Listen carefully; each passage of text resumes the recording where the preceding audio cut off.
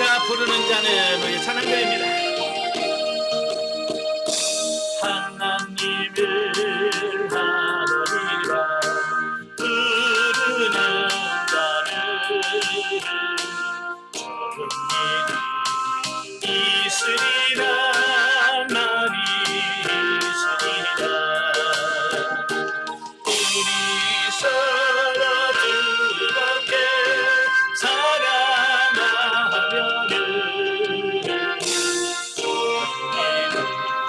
있으리라. 그래 있으리라. 예수님을 부르라. 부르는 자는 있으리라. 많이 있으리라. 우리 서로 즐겁게 사랑하면은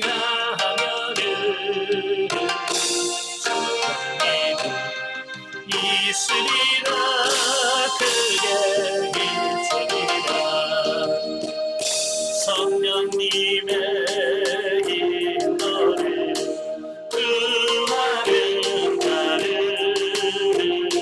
좋은 일이 있으리라.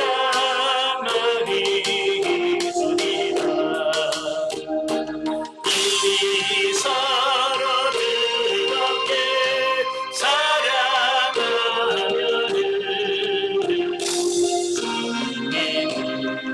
있으리라.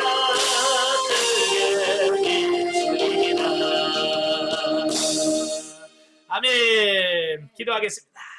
은혜로우신 아버지 감사합니다. 오늘도 우리를 사랑하셔서 귀한 훈련의 시간을 허락하시고 마태복음 1장의 말씀을 같이 상고할 수 있도록 은혜 주셔서 감사합니다.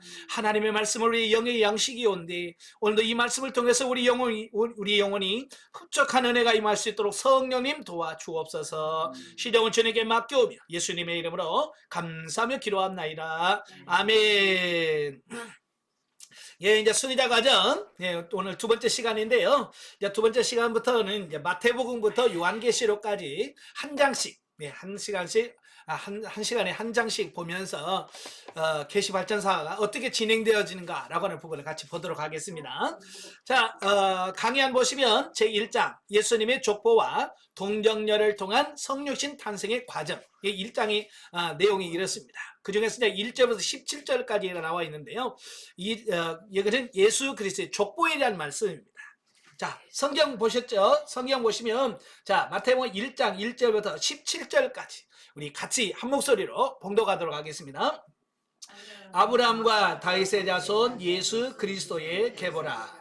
아브라함이 이삭을 낳고 이삭은 야곱을 낳고 야곱은 유다와 그의 형제들을 낳고 유다는 다말에게서 베레스와 세나를 낳고 베레스는 헤스론을 낳고 헤스론은 람을 낳고 람은 아미나답을 낳고 아미나답은 나손을 낳고 나손은 살몬을 낳고 살몬은 라합에게서 보아스를 낳고 보아스는 룻에게서 오벳을 낳고 오벳은 이세를 낳고 이세는 다윗 왕을 낳았으니 다윗은 우리아의 아내에게서 솔로몬을 낳고 솔로몬은 르호보암을 낳고 르호보암은 아비야를 낳고 아비야는 아사를 낳고 아사는 여호사밧을 낳고 여호사밧은 요람을 낳고 요람은 우시야를 낳고 우시야는 요담을 낳고 요담은 아하스를 낳고 아하스는 히스기야를 낳고 히스기야는 므낫세를 낳고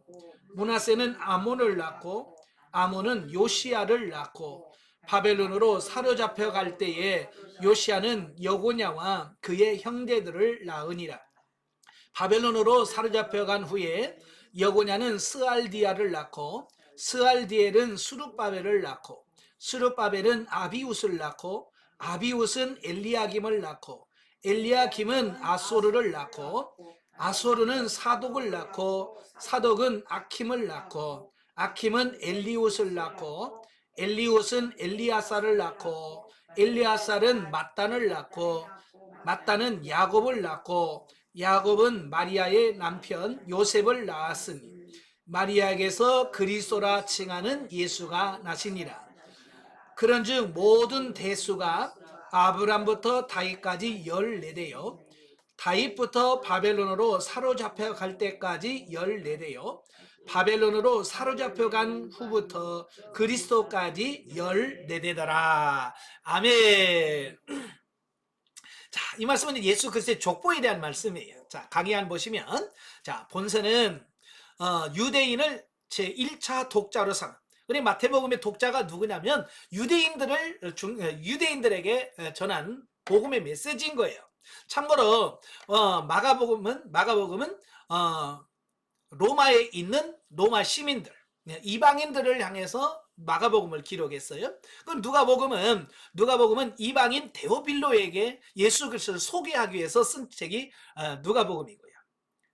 그다음에 요한복음은 유대인들과 이방인들에게 같이 볼 수 있도록 쓴 책인 거예요.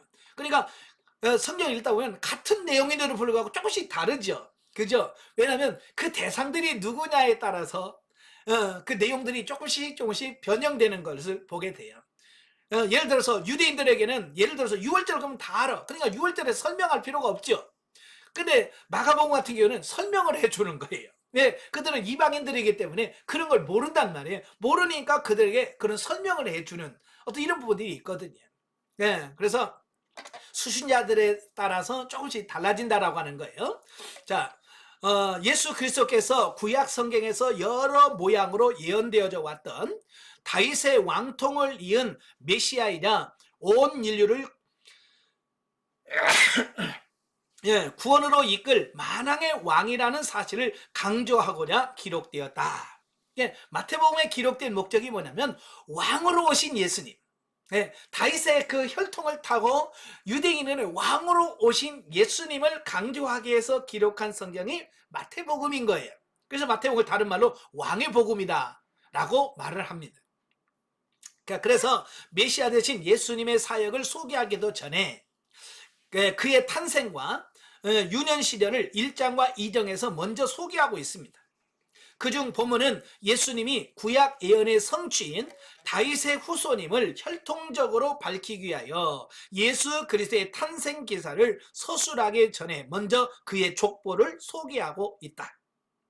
족보는 뭐냐면 그 각의 어떻게 혈통을 어떻게 이어져 가는지에 대한 부분을 기록해 놓은 것이 뭐냐, 그게 족보인 거예요. 여러분도 족보 있어요, 없어요? 족보 있지? 저도 이제 가끔 안동 권식 정치인에서 전화가 와요. 어떻게 알고 전화가 오는지, 거기서 뭐라고 하냐면, 아이고, 백승부님 되시네요. 저한테 그래. 내가 누군지 뭐 전화로 알 수가 있나요? 그러면서 뭐라고 그래. 이렇게 가보로 이 족보를 남겨주시면 너무 좋습니다. 족보 좀 사시죠. 족보를 가족에다 사서 좀 비치를 해놓으라고. 자꾸 전화가 와요. 그래서 저는 됐다고. 저 큰형님이 족보 있으니까 우린 필요 없으면 된다고. 가끔 보고 싶으면 가서 형님 집에 가서 보면 된다고 해도 자꾸 족보를 사라고 그래. 왜냐면 그분들은 이 혈통의 족보 이게 굉장히 중요하다고 보거든요. 그래서 맨날 몇 대 손입니까?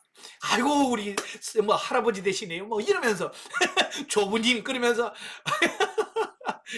그렇게 된단 말이에요. 그래서 그들은 이 족보를 굉장히 중요하게 여기는데 사실 이 족보는 뭐냐면 사람 이름들만 기록이 돼 있잖아요. 그죠? 여기서 보면 누구는 누구를 낳고 누구는 누구를 낳고 누구는 누구를 낳고 이 이야기만 나와 있어. 그런데 사실은 그 이름 하나 속에 그 사람의 인생 전체가 다 담겨져 있는 거예요. 그러니까 어쩌면 역사 기록에서 가장 짧게 쓸 수 있는 역사 기록이 뭐냐면 족보인 거예요.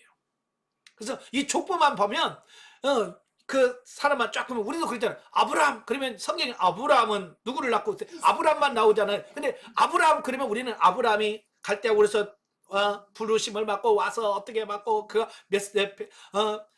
죽었다 그것까지가 전부 다 쫙 나오잖아요. 마찬가지로 이 족보는 가장 짧게 쓴 역사 기록이다라고 이렇게 보면 되겠어요. 그래서 여기서 이제 족보를 쭉 기록해 놓은 것은 하나님의 구속사의 역사를 하나님 구속사를 전개해서 이렇게 이끌어 왔어라고 하는 그 부분을 가장 짧게 표현한 부분이 족보다라고 이렇게 보면 되겠어요. 자, 이런 마태복음의 족보는 아브라함에서부터 요셉까지 42대로 나타납니다. 근데 예수님의 족보는 두 군데서 나와요. 마태복음 1장에서 나오고 누가복음 2장에서 나옵니다. 그러니까 예수님의 족보에 대해 두 번 나오는데 이 족보가 약간씩 좀 달라요. 네. 예, 그래서 예수님의 족보는 마태복음과는 다른 각도로 기록되어 있다라고 하는 겁니다. 그래서 누가복음의 족보는 55세대로 세대로 구성되어 있습니다. 마태복음에는 42세대로 나오거든요. 예, 아브라함부터 요셉까지 42대예요. 근데 누가복음에는 55세대로 나와요. 자, 그래서 13대나 차이가 나요. 그러니까 누가복음에 기록된 부분에서 13명이나 마태복음에서는 뺐단 말이에요. 예. 그래서 이게 좀 약간의 차이가 있습니다. 시간상으로도 약 400년의 차이가 납니다. 예, 이는 마태가 유대인의 족보 기록 관습에 따라서 많은 사람을 생략한 까닭이다. 예. 그러니까 히브리인들의 그 이스라엘 사람들의 족보 기록 방식하고 이방인이 족보를 기록하는 방식이 좀 달라요. 오늘 우리들은 뭐예요? 족보다 그러면 하나도 안 빼놓고 꼼꼼하게 다 써야 된다고 생각하잖아요. 근데 히브리 사람들은 이게 좀 약간씩 다른 게 있어요. 그게 뭐냐면 사실을 기록하기보다는 40년으로 한 세대를 40년으로 기록을 해서 그 시간에 사람을 어찌 보면 끼워 맞히는 식으로 이렇게 족보를 기록을 해요. 그래서 14대, 14대, 14대, 그래서 42세대. 이렇게 딱 마태복음에는 마치 짜놓은 것처럼 이렇게 말씀을 하잖아요. 근데 누가복음에는 누가가 기록을 했어요. 누가는 이방인이에요. 그죠? 이방인이니까 그런 히브리인들의 그 족보 기록 방식을 모르겠죠. 그죠? 이방인이니까. 그리고 또 의사 출신이잖아요. 의사 출신은 또 꼼꼼하잖아요. 그죠? 근데 하나도 안 빼놓고 다 일일이 다 쓰는 거예요. 그러다 보니까 기록 방식이 누가복음하고 마태복음의 기록 방식이 조금 다른 차이. 예, 이건 틀렸다는 말이 아니라 조금 다를 뿐이에요. 예.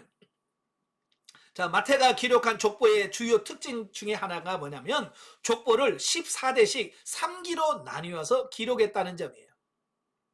즉 마태는 이스라엘 역사상의 전환기적 사건이나 인물을 중심으로 족보를 3기로 나뉘어서 편집을 하는데요. 이스라엘 역사상 1기에 해당되는 아브라함부터 다윗까지는 축복과 약속 그리고 인내의 시기라고 할 수 있다. 예, 그리고 제2기는 다윗에서부터 시작해서 바벨론 포로 생활까지는 약속의 성취 시기다라고 이렇게 보면 돼요. 그 다음에 3기는 바벨론 포로 생활에서부터 예수님까지의 쇠퇴와 회복, 대망의 시기라고 할 수 있다.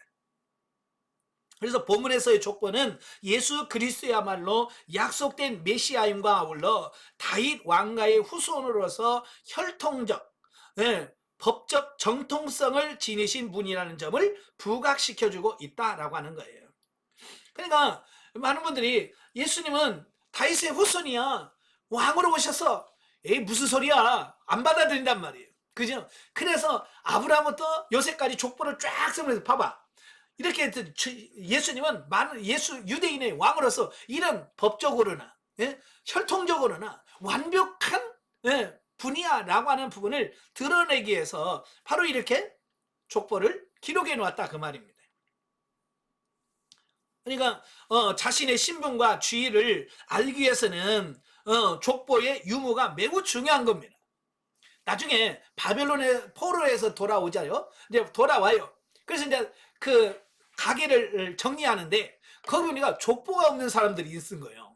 족보에 나왔지 않은 사람들. 그러니까 제사장이라고 하는데 족보에 안 나오는 거예요. 그래서 그 뜻은 뭐냐면 제사장직을 안 맡기는 거예요. 왜? 혈통적으로 순수하지 않다는 얘기죠. 예. 그래서 이스라엘은 이 혈통을 따지는 데 있어서 바로 이 족보는 굉장히 중요한 부분이에요. 그래서 예수님의 사역 전에 이 족보를 딱 기록해 놓음을 통해서 예수님은 이렇게 혈통적으로나 법적으로나 완벽하게 아브라함과 다윗의 뒤를 이은 우리의 유대인의 왕이야 라고 하는 사실을 분명하게 선포하고 있는 거죠. 자, 여기서 주는 교훈이 있어요. 교훈은 첫째, 하나님께서는 역사 속에서 자신의 뜻을 이루어 가심에 있어서 각양각층의 다양한 사람들을 사용하신다는 점이에요. 이 족보에 보면 42명이 나와요. 42명이나 나와요. 그러니까 이런 여러 사람들의 이름을 나오는 걸 통해서 하나님은 이렇게 다양한 사람들을 들어서 하나님이 쓰시더라라고 하는 사실을 말씀해 주고 있는 거예요. 이걸 볼 때마다 우리는 소망이 있습니다. 아, 우리에게도 기회가 있구나. 그죠? 하나님께서 예를 들어서 특정한 사람들만 쓴다고 생각해 봐요.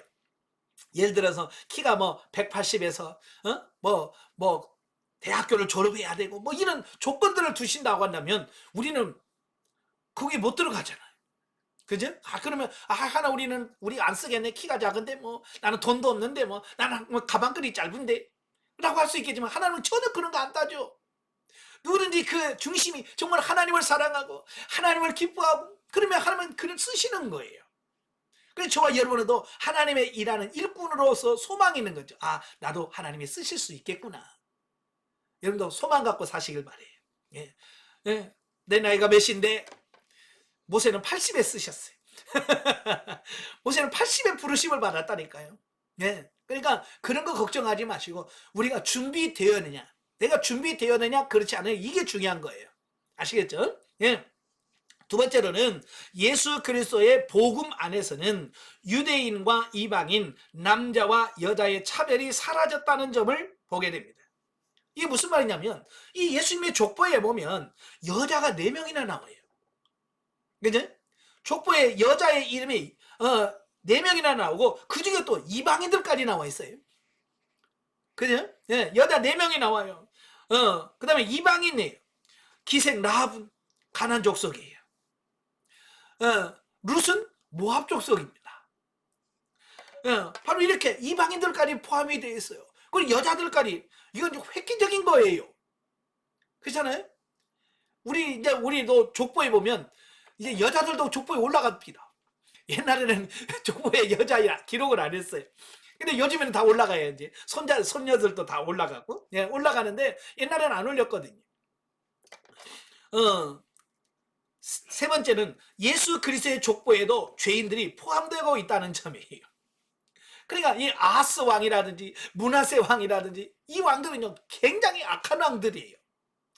완전히 유대를 우상단지로 만든 사람들이거든요. 어찌 보면 이런 인간들을 라고 할 수 있겠죠. 근데 다 그 사람들을 죄인들로 다 집어넣더라고 말이에요. 예. 자, 이런 것을 보면, 예. 죄인을 구하러 이 땅에 오신 예수 그리스도. 만약에 거기서 의인들만 쭉 있다면, 죄인들은, 여기 못 들어가는구나. 그럼 우리 같은 죄인은 구원 못 받겠네라고 생각할 수 있겠잖아요. 그죠? 근데 그게 다 기록이 있다 그 말이에요. 그러니까 이 말은 무슨 말이냐면, 예수님은 죄인을 구하러 이 땅에 오셨다. 내가 의인을 구하러 온 것이 아니라 죄인을 구하러 왔다라고 하신 말씀을 그대로 성취하시기 위하여 죄인들도 다 기록이 되어 있다라고 하는 부분이에요. 그래서 이 족보는 은혜의 족보예요. 하나님의 은혜를 보여주는 족보다라고 보시면 되겠어요. 자, 구속사적 이해를 보십시다. 자, 1절부터 17절까지의 족보는 지루한 인명의 나열처럼 보여지지만 그 이면에는 구속사의 위대한 메시지가 담겨져 있다. 그렇죠? 우리가 읽으면서 누구는 낳고 누구는 낳고 아이고 왜 이걸 써놓는 거야? 우리는 그렇게 생각할 수 있잖아요. 그죠? 그러나 여기 속에는 구속사의 위대한 메시지가 담겨져 있는 거예요. 네. 그것은 한마디로 말해서 예수님이 바로 구약의 아브라함의 언약과 다윗 언약 등으로 거듭 약속된 메시아 그분임을 입증하려고 하는 거예요. 이거 보면서 아브라함의 씨로 말미암아 천하 만민이 구원을 받으리라. 분명히 아브라함의 씨, 그다음에 다윗의 후손, 다윗 언약이잖아요. 바로 이 아브라함의 씨와 다윗의 언약이 어떻게 실제적으로 성취되어지고 완성되는가라고 하는 부분을 보여주고 있는 것들이에요. 즉 예수님은 그저 우연히 태어난 자가 아니라 하나님의 구속사의 경륜에 따라서 시대를 뛰어넘어 오래전부터 예언되어졌고 또 그 예언대로 태어나신 메시아로서 역사적 정통성을 가지신 분이라는 점들을 여기서 말씀해 주고 있습니다. 이걸 누가 증명해 줘야 되는데, 그죠? 그 증명이 뭐냐? 족보라는 거예요. 예. 그러니까 예를 들어서 이런 거야. 나 뭐 누구의 몇 대 손이야? 증명해봐. 족보가 없으면 증명이 안 되잖아요. 그지? 그 족보가 있으면 봐봐. 내가 여기 있지? 우리 할아버지가 이런 할아버지야. 그래서 나는 몇 대 손이야. 라고 하면 그렇구나. 라고 인정이 된단 말이죠. 예수님도 내가 아브라함의 다윗의 후손이야. 정통성을 가지고 있어. 뭘로 증명할 거야? 그렇잖아요. 뭘로 증명할 수? 봐봐. 족보 봐봐. 여기가 쭉 돼 있잖아. 라고 확실하게 증명이 되는 이런 부분이라 볼 수 있겠죠. 또한 예수님께서는 구약의 모든 예언을 성취하심으로써 구약 예언의 진정성을 입증하셨고, 이런 정통성을 가진 예수는 우리가 신뢰할 수 있다는 사실과 아울러 그러한 예수께서 주신 최후 심판과 천국의 계시에 관한 예언도 모두 다 이루어질 것이라는 구속사적 확신을 준다라고 하는 겁니다. 예. 그러니까 과거의 예언대로 예수님이 성취하셨다면 앞으로 진행되는 과정도 이루실 거라고 하는 이런 확신을 갖게 되어지는 이런 부분들을 보게 되는 거예요. 구약에서 하나님이 예언하시고 예언한 부분이 예수님한테 다 성취됐잖아요. 그죠? 그러니까 그걸 보면서 앞으로도 예수님의 재림이라든지 새하늘과 새 땅이라든지 이건 나중 우리도 아직 경험하지 못한 부분이지만 이거 과거에 이루신 그 하나님의 모습을 보면서 이것도 이루시겠구나 라고 하는 소망, 확신을 갖게 되는 어떤 그런 부분을 볼 수 있는 거죠. 여기서 한 가지 주목할 것은 대제사장 되시는 예수님께서는 레위 지파의 혈통을 따라 오시지 아니하시고 유다 지파의 혈통을 따라 오셨다는 것은 상당히 모순되어진, 원래 대제사장은 그 아론의 자손, 아론의 자손이만이 오직 대제사장이 될 수 있거든요. 그러니까 예수님은 어찌 보면 대제사장이 되시려면 레위 지파를 따라서 나와야 돼요. 그죠? 그래야 대제사장이 될 수 있는데 유다 지파를 통해서 예수님이 오셨단 말이에요. 그럼 어떻게 대제사장이 될 수 있냐? 이제 그렇게 생각할 수 있겠죠. 자, 그러나 예수님은 이미 창세기 49장 10절과 시편 110편 4절을 통해서 레위 지파가 아닌 유다 지파로 오시리라고 예언된 그대로 오심으로써 예언을 성취하셨다라고 하는 부분이에요. 또 히브리서 5장 6절 10절이 예수님께서 레위 지파가 아닌 멜기세덱의 반차를 쫓는 대제사장 되심을 설명해 주고 있다라고 하는 겁니다. 예. 그러니까 이 성경은 어느 한 구절만 보면 안 되고 성경 전체를 봐야 돼요. 그래서 제가 통시라는 말을 많이 하잖아요. 이 통시라고 하는 거는 통째로 본다 그런 얘기예요. 우리가 뭐 통돼지 바베큐. 근데 통돼지는 뭐야? 머리부터 다 있는 걸 통이라고 얘기하잖아요. 그러니까 성경을 통신단 말이에요. 창세기 1장 1절부터 시작해서 요한계시록 마지막 절까지 전체를 한 번에 보는 걸 통시라고 보는데 바로 계시발전사는 이게 성경 전체를 다 통째로 보는 겁니다. 네. 자, 두 번째 단락을 보죠. 자, 두 번째 단락 18절부터 25절까지 보면 자, 동정녀를 통한 예수 그리스도의 탄생에 대한 부분인데요. 자, 우리 성경 같이 보겠습니다. 1장 18절부터 같이 읽겠습니다. 예수 그리스도의 나심은 이러하니라. 그의 어머니 마리아가 요셉과 약혼하고 동거하기 전에 성령으로 잉태된 것이 나타났더니 그의 남편 요셉은 의로운 사람이라.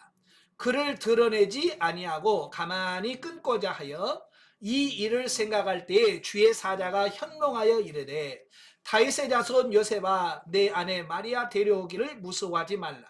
그에게 잉태된 자는 성령으로 된 것이라. 아들을 낳으리니 이름을 예수라 하라. 이는 그가 자기 백성을 그들의 죄에서 구원할 자심이라 하니라.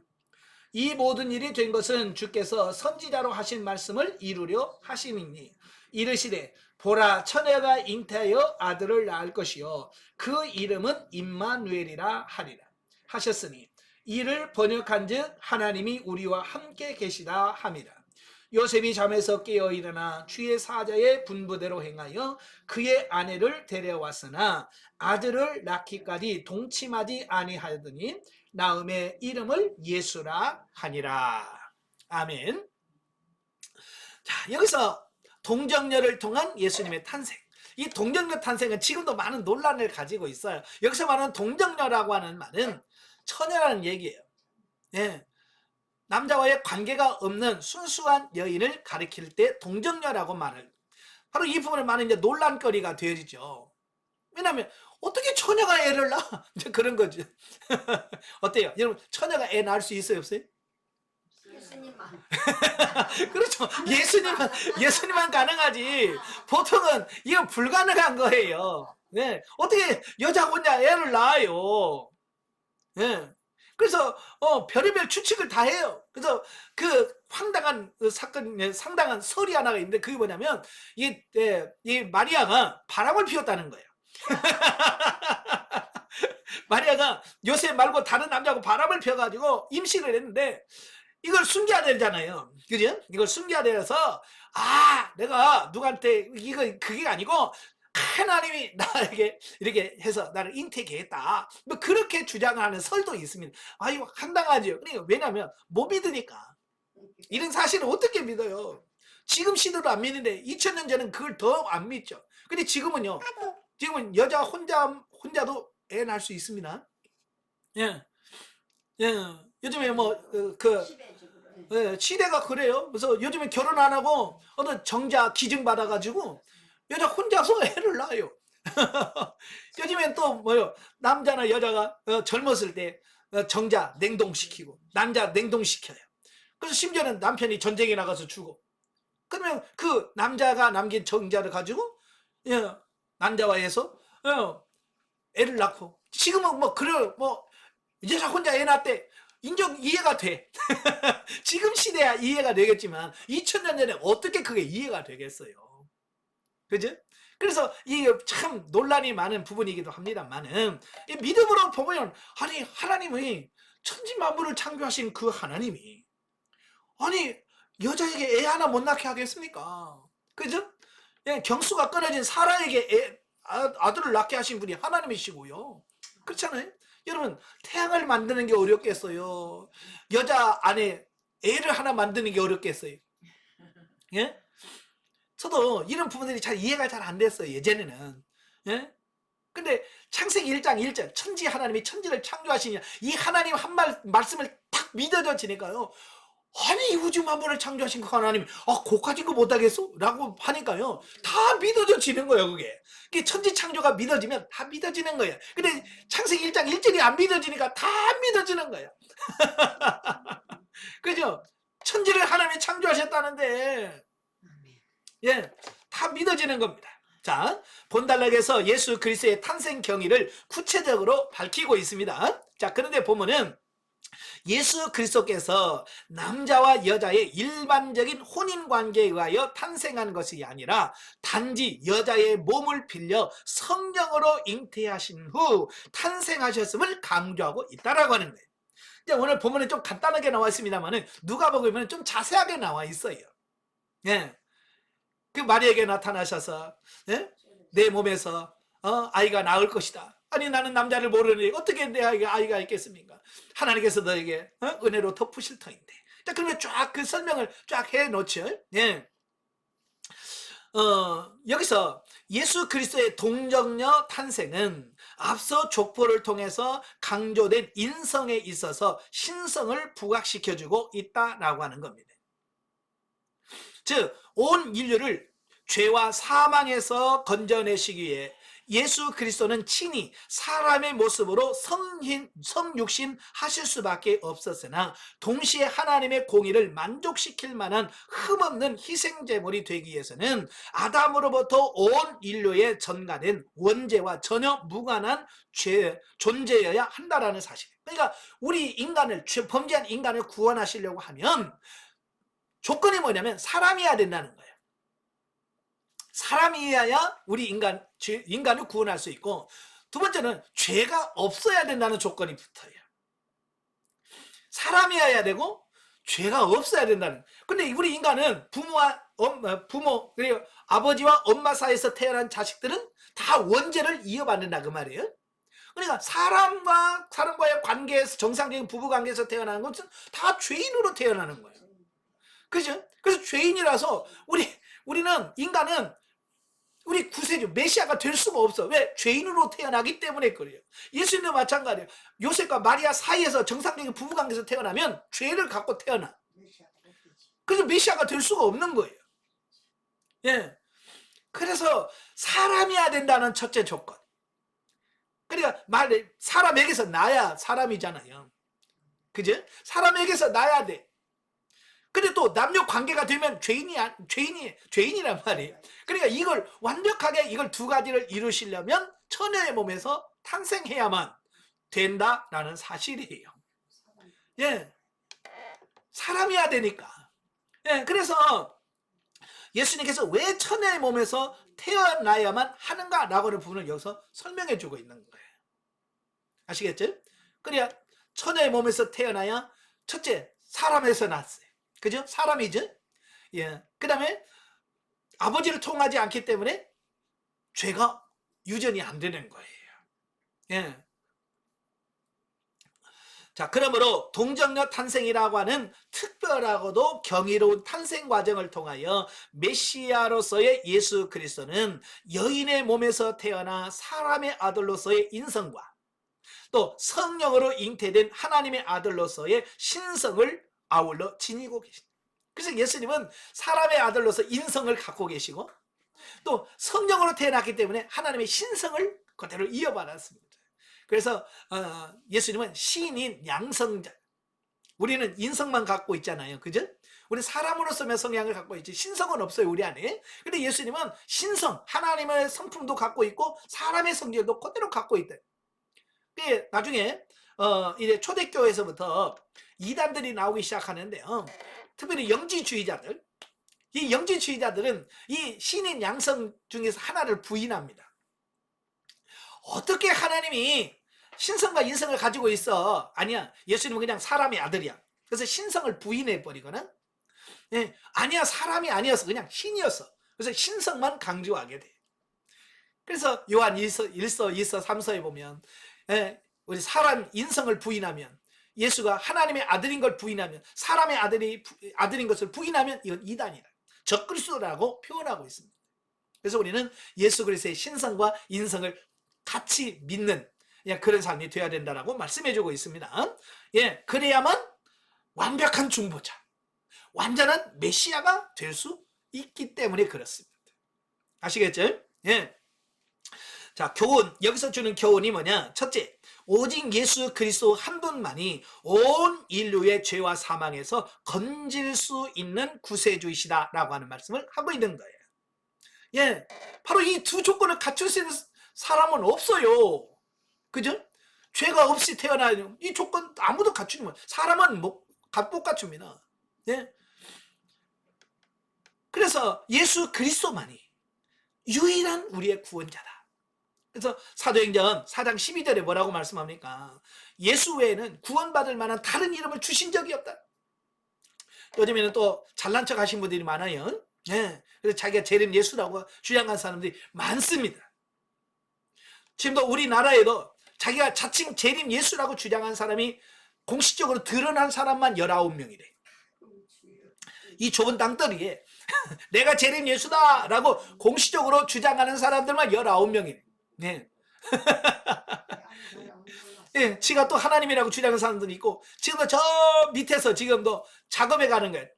자가 재림 예수라고 하려고 지금 몇 사람씩 모아놓고 지금 가스라이팅 하고 있는 분들 지금 수없이 많아요. 그 사람은 아직 드러나지 않았기 때문에 파악이 안 되는 거예요. 이게 공식적으로 이단, 공식적으로 이단 이단 연구에서 조사해서 찾아낸 것만 지금 19명이에요. 자칭 재림 예수라고 한 사람들. 그러니까 아직 드러나지 않은 사람들까지 보면 몇십 명, 몇백 명 되겠죠. 그런데 그들은 구원자가 될 수가 없어요. 그래서 그들이 한결같이 쓰는 게 뭐냐면 교주를 신성화시키는 거예요. 예. 신성화시켜. 그래서 그 신성화시킬 때에 많이 쓰는 교리가 뭐냐면 3시대론을 쓰는 거예요. 3시대론. 3시대는 뭐냐면 구약시대, 신약시대, 그 다음에 자기 교주시대. 이렇게 3시대로 나뉘는 거예요. 예, 그래서 통일교에서는 구약시대, 신약시대, 성약시대. 그래서 그 거룩한 약속, 성약을 성취하러 문성명이 왔다. 그래서 그 문성명을 신격화하는 거죠. 또 그걸 이어받아가지고 누구요? 이만희. 이만희 뭐요? 구약시대, 신약시대, 계시록시대. 그래서 이 계시록의 그 계시를 자기한테 받았다. 계시록 마지막 총 계시를 자기가 받았다. 그래서 자기가 계시록을 해석해 줄 수 있는 유일한 자다. 이렇게 표현하고 있어요. 또 지금 돌아갔습니다만은 안상홍도 바로 구약시대, 신약시대, 종말시대. 자꾸 이렇게 시대를 나누면서 구약시대는 성부 하나님이 사역하시고 신약시대는 예수님이 활동했고 이 마지막 시대는 구원자, 자기가 이 시대의 메시아다, 구원자다라고 이 3시대론을 적용하는 부분들이 많습니다. 여러분, 이만희도 구원자 못돼요. 그제? 문선명도 안 되잖아요. 죽었잖아요. 안상홍도 자기가 부활할 거라고 했는데 썩었어. 부활하지 못했어요. 왜? 천하의 인간에 구원받을 자 이름은 오직 예수밖에 없어요. 아시겠죠? 예수 외에는 구원자가 없습니다. 그 다음에 두 번째로 임마누엘이신 예수 그리스도로 말미암아 성도들이 하나님과 친밀한 교제를 나눌 수 있다라고 하는 겁니다. 임마누엘이라는 말이 무슨 뜻이에요? 하나님이 우리와 함께 계시다. 그래서 우리 1강에서 말씀드렸잖아요. 구약에서는 성부 하나님으로서 임재하셔. 그죠? 신약시대는 뭐요? 이제 성육신 하신 예수 그리스도를 통해서 임재하시고 임마누엘 하신다 그 말이에요. 그 다음에 예수님의 부활 승천하시고 나서는 성령님을 통해서 임마누엘 하신다 그 말이에요. 이게 계시 발전사적으로 이렇게 차이가 나는 이 부분을 보게 되죠. 자, 그 다음에 세 번째로 성도들은 자신에게 현실적으로 불리한 결과를 초래할지라도 하나님의 뜻에 순종해야만 한다라는 겁니다. 자, 여기서 예수님이 이 땅에 오실 때 마리아가 순종을 하잖아요. 처녀의 몸에서, 내 몸에서 아들을 낳을 것이다. 그때 당시는요, 이게 발각이 되면 돌에 맞아 죽을 일이요. 그죠?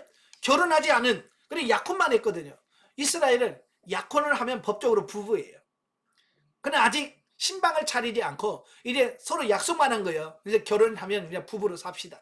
그래서 이걸 약혼이라고 그래. 정혼 또는 약혼이라고 하는데, 그러니까 마리아하고 요셉은 정혼을 했어요. 약혼을 했습니다. 그러니까 이제 법적으로는 부부예요. 그렇지만 아직 합박을 안 했기 때문에 아직도 처녀인 거예요. 그러니까 이런 처녀가 갑자기 임신을 하게 되면 돌에 맞아 죽을 수밖에 없어요. 그 율법이에요. 그러니까 여기 보면 19절에 보면 요셉이 그 잉태된 걸 알아. 그걸 율법으로 법적으로 따지면 죽어요. 그러니까 요셉이 가만히 이걸 드러내지 않으려고, 만약에 요셉이 저 인간이 말이죠 임신했습니다 그러면 동네에서는 뭐야 그러면서 돌멩이 던지겠죠. 그럼 마리아는 죽는 거예요. 근데 요셉은 아주 마음이 착한 사람이야. 그래서 드러내지도 못하고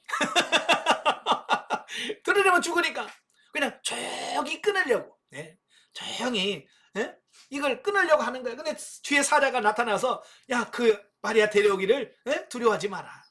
그 아이는 성령께서 잉태하신 하나님의 아들이야 라고 하는 그 말씀을 듣고 나서 어때요? 순종하잖아요. 마리아도 돌에 맞아 죽을 걸 알면서도 순종하잖아요. 자, 이런 자기가 어떤 불이익을 당할 상황에도 불구하고 순종해요. 마리아도 순종하고 요셉도 순종해요. 그래서 그 순종으로 하나님의 뜻이 이루어지는 거예요. 이것 통해서 여러분도 마찬가지예요.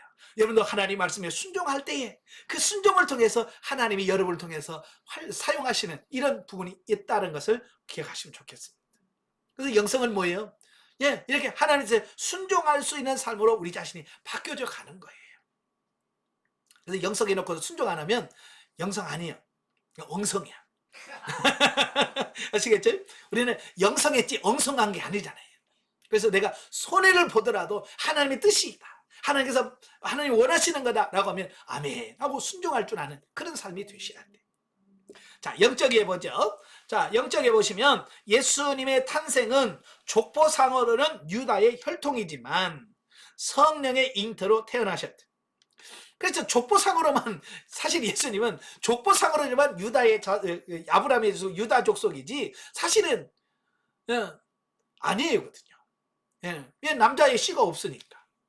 그죠? 그럼에도 불구하고 그 다윗의 혈통 유다의 지파 소속이다라고 표현하고 있습니다. 이는 영적인 혈통으로는 예수님이 우리의 구세주이시며 하나님이 우리 영혼의 아버지이심을 영적인 의미로 말씀하고 있다. 우리는 하나님의 영혼의 아버지 되심을 영적으로 깊이 깨닫는 단계에 이르러야 한다. 예. 우리의 영혼이 거듭나서 하나님이 우리의 영혼의 아버지 되심을 영적으로 깊이 감지하여 삼일째 하나님과 신령한 연합을 이루어서 하나님과 동행할 때 하나님의 뜻을 분별하여 순종할 수 있다라고 하는 겁니다. 자, 이 말이 무슨 말이냐면 제가 늘 강의 시간에서 말씀하죠. 아브라함의 하나님이 누구의 하나님이 되어야 된다고요? 아브라함의 하나님 나의 하나님. 그렇죠, 맞아요. 아브라함의 하나님이 나의 하나님이 돼야 돼. 다윗의 하나님이 나의 하나님이 돼야 되고 예수님의 하나님이 나의 하나님이 돼야 되고 사도 바울의 하나님이 나의 하나님이 돼야 돼. 이게 중요한 거예요. 근데 많은 사람이 신앙생활을 해서 그냥 아브라함의 하나님은 아브라함의 하나님이야. 다윗의 하나님은 다윗의 하나님이고 목사님 하나님은 목사님의 하나님인 거야. 근데 그 하나님은 나하고 상관이 없어. 그게 하나님과 영적인 관계가 안 되는 거예요. 바로 그분이 나의 아버지가 되고 나의 하나님이 되셔야 돼. 아멘. 자, 중요한 것은 이제 성경을 통한 이해가 바로 이제 구속사, 계시, 발전사적인 이해입니다. 자, 오늘 1장에서 우리가 살펴보아야 될 부분이 뭐냐면 계보. 예. 계보는 다른 말로 말하면 족보라는 뜻입니다. 예. 족보, 계보. 그러면 이 계보 족보는 뭐냐? 조상 때부터 내려오는 혈통과 집안 역사를 적어놓은 책이 바로 족보라고 그럽니다. 네. 그래서 시조라고 그러죠. 시조.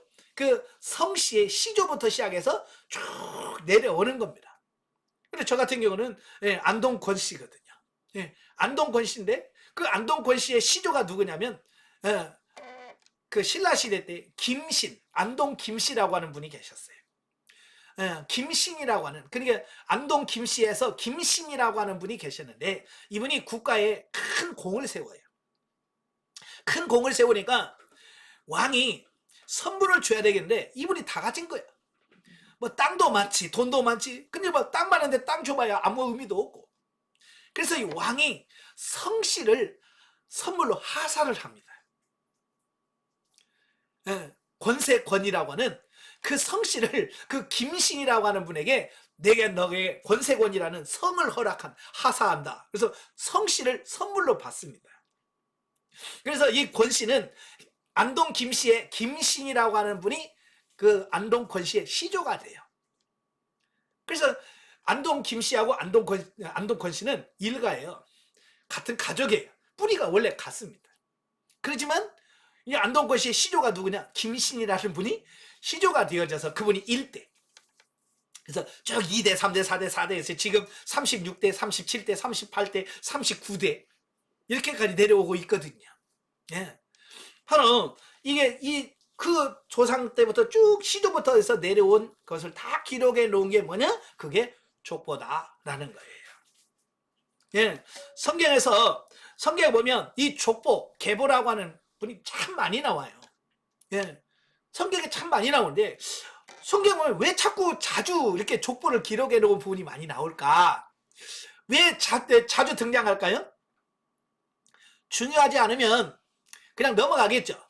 그냥 한 번만 기록하고 그냥 넘어가겠죠. 근데 계속 반복해서 기록한단 말이에요. 성경에서 이 족보만 기록해 놓은 게 굉장히 많아요. 예. 왜 기록했을까요?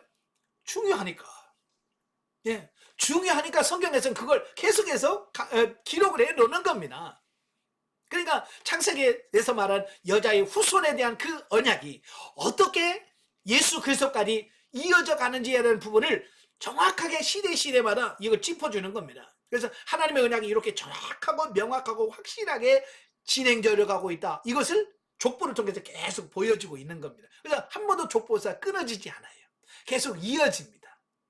바로 그것을 보여주려고 하는 겁니다. 예. 근데 사실은 성경 읽으면서 마태복음 1장 읽으면서 뭐 은혜가 돼야 안 돼요? 아브라함이 이삭을 낳고 이삭이 야곱을 낳고 하나님 감사합니다 이래요? 왜냐면 사실은 남의 족보는 관심이 없거든요. 우리 족보가 중요하지 남의 집 족보가 뭐가 중요하겠습니까? 그죠? 남의 집 족보는 관심 없어요.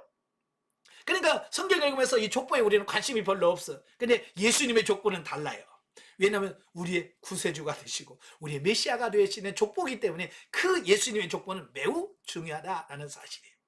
그래서 성경에 보면 족보가 제일 먼저 나오는 성경 구절이 거기 나옵니다. 창세기 5장 1절부터 32절이에요.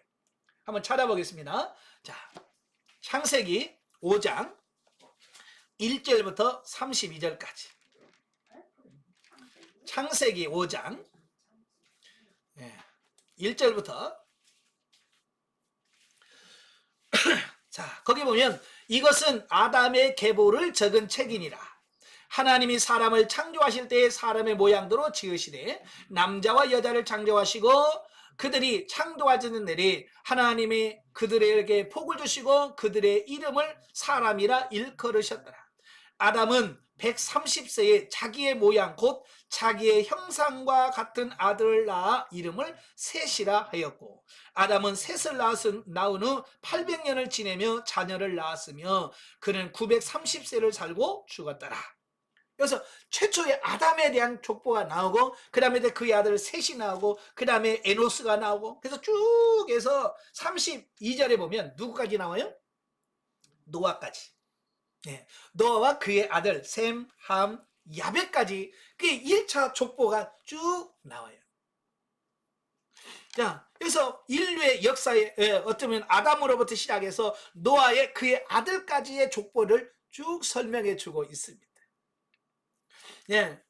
바로 이건 뭘 말하냐? 창세기 3장 15절에 여자의 후손, 메시아, 우리의 구원자가 오실 거라고 하는 그 예수 그리스도에 대한 말씀이 바로 이런 족보를 통해서 우리가 보여주고 있는 거예요.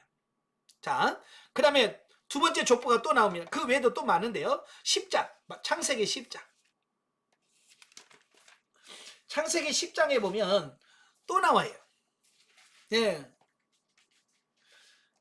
그러니까 창세기 5장부터는 아담에서부터 노아까지 족보를 말씀하고 있고 자 10장에 보면 노아와 그의 아들의 족보가 나와요. 그러니까 노아 홍수 이후에 지구상에는 모든 인류는 다 심판받아서 죽었잖아요. 그죠? 없어요. 오직 노아와 그의 세 아들과 세 자부.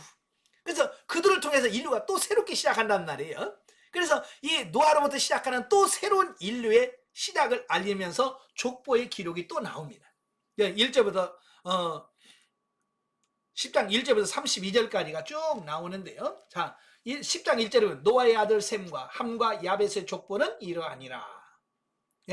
홍수 후에 그들이 아들을 낳았으니 야벳의 아들은 고멜과 마곡과 마데와 야왕과 두발과 메섹과 디라스요. 고멜의 아들들은 이스 그나스와 리밧과 도갈마요. 또 그러니까 야벳의 후손 6절부터는 함의 후손 그 다음에 15절부터는 가나안의 장자 그리고 21절부터 셈의 후손들 쭉 해서 그 인류의 후손들에 대해서 쭉 말씀을 해요. 제가 어느 분이 저한테 그래요. 뭐 네피림의 후손이 어떠고 저쩌고 막 그런 얘기를 해요. 뭐 지금도 누가 네피림의 후손들이고 여러분 지금 네피림의 후손 있어요 없어요? 있어요 없어요? 창세기 6장에 네피림이 나오거든요. 영웅들이야. 거인족들이야. 힘이 쓰는.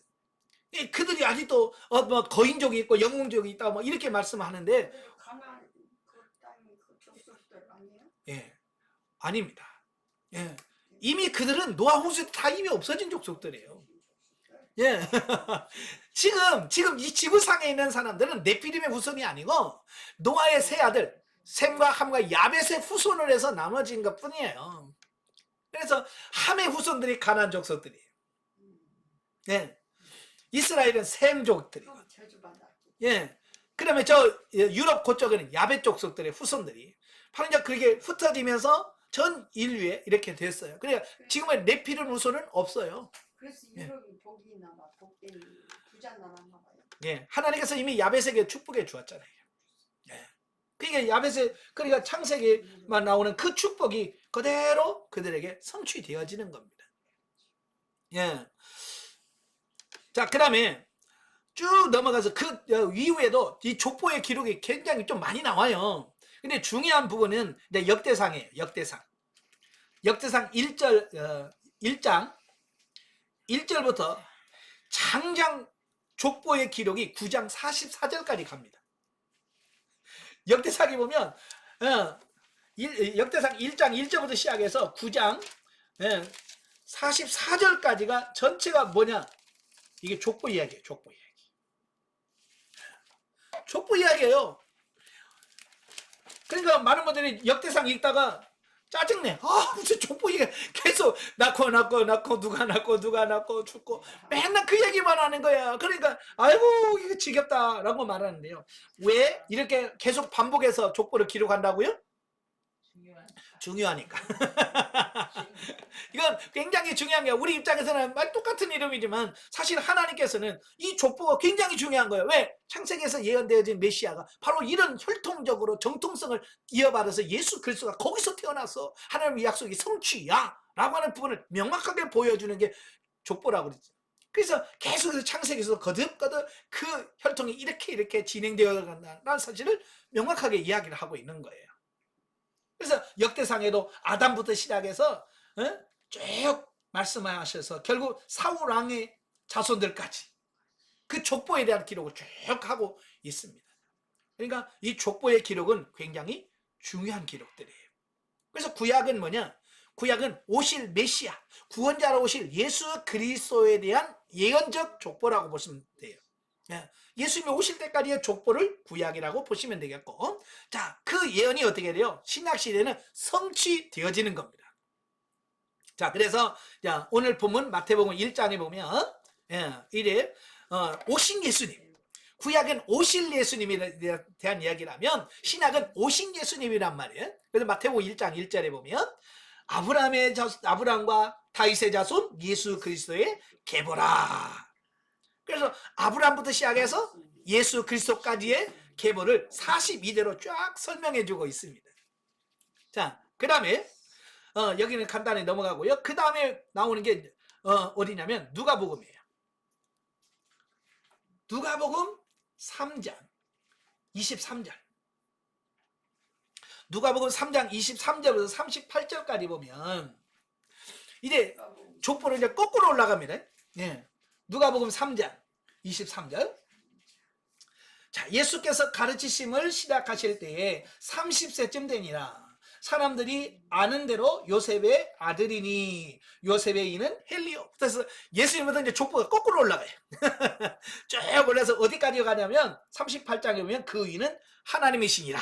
예, 아담 그 위에 하나님까지. 그러니까 이 언약이 이 족보 예수님의 족보가 하나님부터 예수님까지 쫙 끊어지지 않고 이어졌다. 정통성. 이걸 명확하게 설명해 주고 있습니다.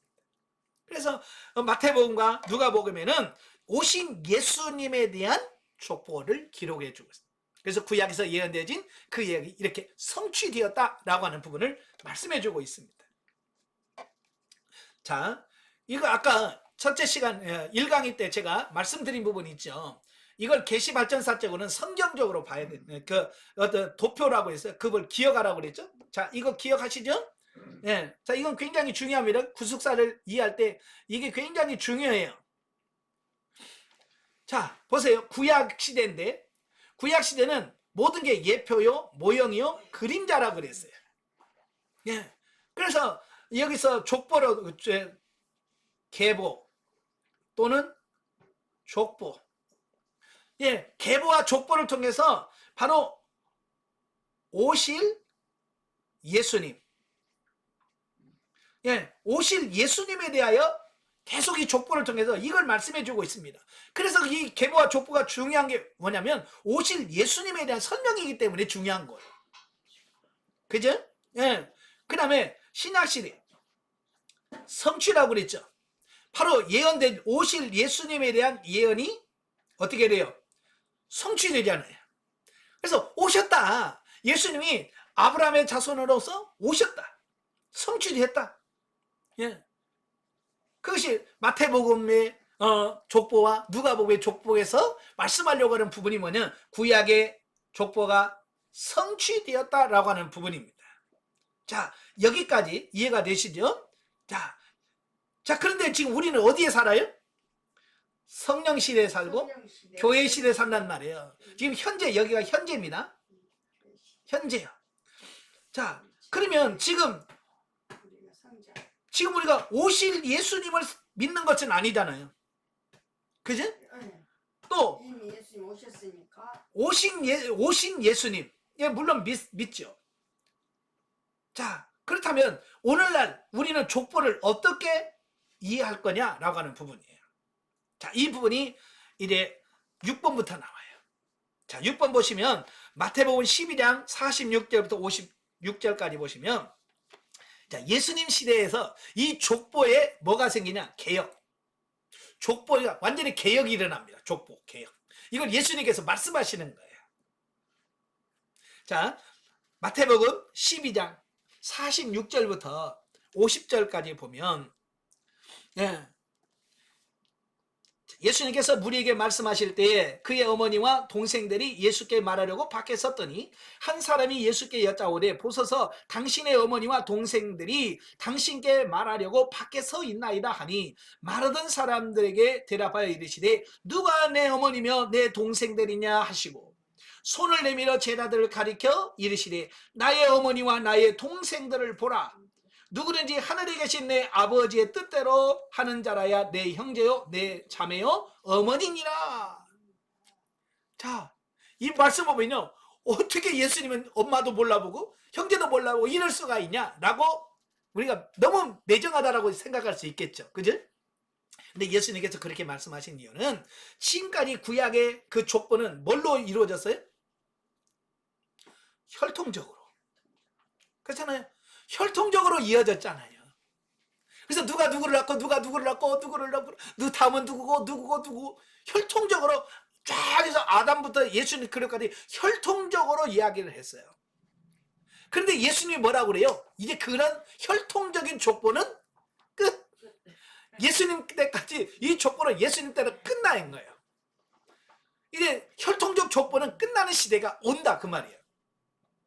그래서 성경에 보면 누가복음과 마태복음 예수님이 오실 때까지만 딱 혈통 얘기하고 족보 얘기하고 그 다음에는 족보 얘기가 있어요 없어요? 없어요. 족보 기록도 없습니다. 족보 이야기도 안 해. 왜? 이런 혈통적인 이런 족보의 시대는 지나갔다라는 사실을 말씀해주고 있는 거예요. 자, 그래서 그 다음 단계가 7번 디모데후서인데요. 그 전에 로마서를 한번 보고 하셔야 돼요. 로마서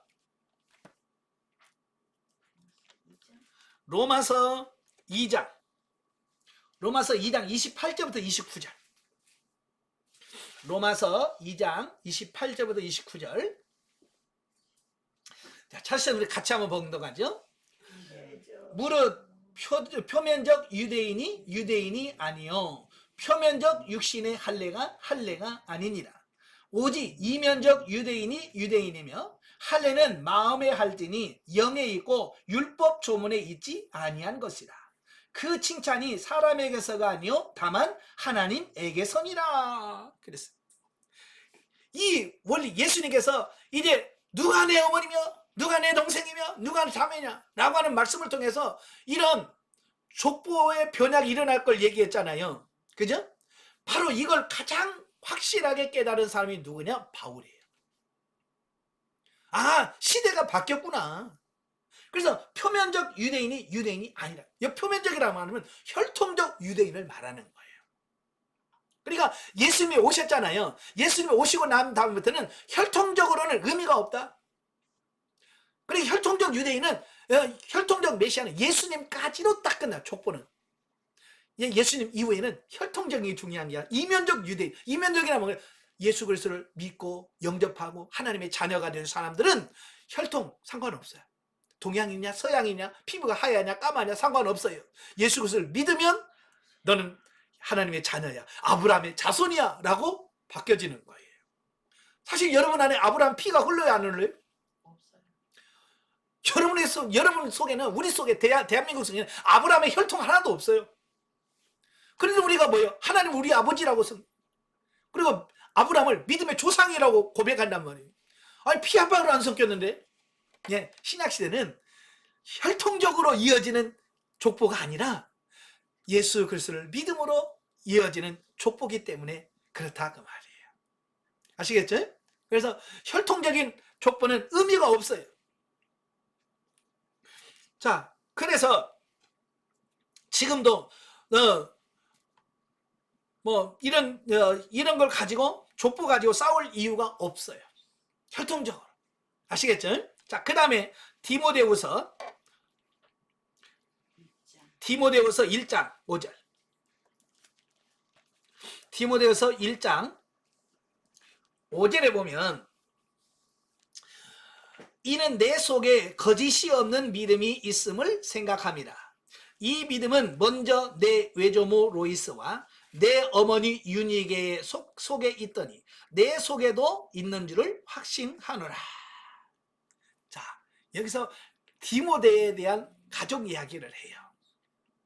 그러면서 뭐라고 그래요? 외조모 로이스와 어머니 유니게와 그 다음에 디모데. 이건 뭘 말합니까? 예, 신앙 안에서 새로운 족보를 써 내려가는 걸 말하는 거예요.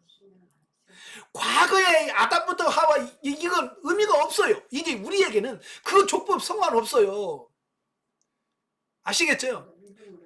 예, 이제부터 여러분은 믿음의 새 족보를 써 내려가는 겁니다. 당신 믿음 아버님. 그렇죠? 여러분의 집안에 누가 조상에 뭐 예수 믿는 사람 있어요, 없어요? 없어요. 예, 여러분 우리 권사님 집사님 일대잖아. 일대요. 일대요. 그러면 어찌 보면 여러분 그 집안의 일대로서 믿음의 시조가 되는 거예요. 그 집안에. 이제 자부심을 가지세요. 내가 일대야 나는 불행해. 그게 아니라 이제부터 내가 믿음의 족보를 써내려가는 시조다. 아시겠죠? 그래서 어떻게 해요? 그 믿음의 시조인 내가 계속해서 그 믿음을 후손들에게 이어져서 계속 그게 발전해 가는 게 이게 중요한 거예요. 앞으로 아담부터 이게 중요한 게 아니라 현재는 아담에서 내려온 거 이미 끝난 거야. 지나간 거예요. 의미가 없어요. 그래서 지금도 이 족보 계산해가지고 해봐야 소용없으며 지금은 뭐냐? 네, 나부터 믿음의 계보를 어떻게 이어져 가게 할 거냐. 이게 중요한 거예요. 아시겠죠? 네, 그래서 여러분이 신앙생활 잘 하세요. 그리고 여러분의 믿음을 여러분 후손들에게 물려주셔야 돼. 여러분의 자녀들에게, 또 자녀들은 또 자녀들에게. 그래서 나중에 천국에 가면 이제 족보책이 쫙 써져 있겠죠. 그죠? 믿음의 계보, 족보가 쫙 있을 거야. 그래서 여러분은 이제 여러분 집안의 시조예요. 믿음의 시조. 네. 가면 족보 해가지고 땡땡땡 누구 써놓고 그 밑에 누구 아들, 예? 아들에서 뚝뚝 갈라져서 누구 또 해서, 예? 예. 근데 말 그대로 축복의 통로가 되어지는 거예요. 이게 중요한 거예요. 아시겠죠? 예. 그리고 최후에 가면 그래요. 최후에 가면 계시록 7장에 가면 이제 뭐가 나오냐면 인치신 14만 4천 명이 나와요. 네. 14만 4천 명이 나오는데 꼭 이 이단들은 꼭 14만 4천 명을 꼭 자기들만 들어간다라고 얘기하는데요. 자, 그런 부분이 아니라 이건 구원받은 하나님의 백성들의 총칭을 하는 상징적 숫자입니다. 근데 그 천국에 들어가서 14만 4천 명에 들어간 사람들은 학연, 지연, 네, 요한계시록 7장 4절부터 12절에 보면 인침받은 자의 숫자가 쭉 나옵니다. 자, 근데 14만 4천 명에는 여기는 뭐 그냥 상징적으로 유다 지파, 뭐 루벤 지파 1만 2천씩 해가지고 12지파에서 14만 4천 명 딱 나오잖아요. 그죠? 예. 그런데 9절을 보세요. 요한계시록 7장 9절에 보면 이 일 후에 내가 보니 각 나라와 족속과 백성과 방언에서 아무도 능히 셀 수 없는 큰 무리가 나와서 흰 옷을 입고 손에 종려나무 가지를 들고 보좌 앞과 어린 양 앞에 서서 여기서 뭐예요? 혈통 따져요 안 따져요? 민족 따져요 안 따져요? 집안 따져요 안 따져요? 양반 쌍놈 따져요 안 따져요? 남자 여자 따져요 안 따져요? 안 따져요. 예, 천국에는 이런 족보의 의미가 없어요. 아시겠죠? 이런 족보적인 의미가 없다 그 말입니다. 예, 그래서 지금 시대는 족보 따지고 그럴 시기가 아니다라고 하는 부분이에요. 자, 이걸 자 결론을 내립니다. 자, 결론을 내리면 구약 시대는 뭐가 중요해요? 족보. 예, 그렇죠. 구약 시대는 혈통이 중요해요. 아시겠죠? 구약에서는 혈통이 중요해. 그래서 혈통적으로 이 족보가 쭉 이어져 내린다 그 말입니다. 예. 그래서 지금도 우리 한국 사람 보면 우리 집안은 말이야. 그래서 자기 집안을 강조한다 그 말이에요. 예. 뭐 재밌는 얘기가 있어요. 바다에서 오징어하고 멸치하고 사귀었대. 오징어하고 멸치하고 사귀는데 멸치 부모가 반대했대요. 나는 절대로 그 집에게 네 결혼시킬 수 없어. 이유가 뭐냐? 우리는 그래도 뼈대가 있는 집안이야. 그랬대. 멸치는 그래도 뼈대가 있다. 오징어는 뼈대가 없다. 그런 얘기 하는데. 네, 혈통. 네. 혈통, 이건 구약시대적 개념이에요. 아시겠죠? 구약시대는 혈통을 강조해요. 근데 아직도 이런 혈통적, 육신적인 족보에 매이는 사람들이 참 많아요. 그러나 지금은 중요치 않다라고 하는 거예요. 자, 그래서 디모데전서 1장 4절 또 디도서 3장 9절에 보면 바울이 디모데에게 그런 말을 해요. 족보에 창념하지 마라. 족보를 따지지 마라. 뭐 족보 가지고 우리가 몇 대 손이고 아브라함 몇 대 손이고 이런 거 따지지 마라. 이거 창념하지 마라. 이거 다 뭐냐? 이건 무익한 거다. 이건 무익한 일이에요. 이게 그 혈통이 중요한 게 아니라 그랬어요. 이 신약시대는 뭐예요? 신약시대는 믿음. 믿음의 계보가 중요한 거예요. 믿음의 족보가 중요한 거예요. 예수 그리스도 시대 때 이게 혈통에서 믿음으로 바뀌어요. 그리고 지금까지 이 믿음의 계보가 이어져 가고 있는 거예요. 그러니까 뭐 우리 집안이 뭐 안동김 씨, 안동권 씨 몇 대 손 의미가 없어요. 그 육신적으로는 중요하겠지만 영적으로 보면 그게 중요한 게 아니고 신앙이 몇 대 손이냐 이게 중요해요. 그래서 가끔 그러잖아요. 우리는 3대째 예수 믿고 우리는 4대째 아이고 부러워요 그러잖아요. 우리 그러잖아요. 왜? 신앙의 계보 이게 중요하니까. 물론 그 계보가 좋다고 해서 다 좋은 건 아니에요. 예. 내 믿음이 좋아야 돼. 그러니까 뭐 4대네 5대네 그러면서 엉터리로 사는 사람 많아요. 그러니까 그 4대가 구원시켜주는 게 아니야.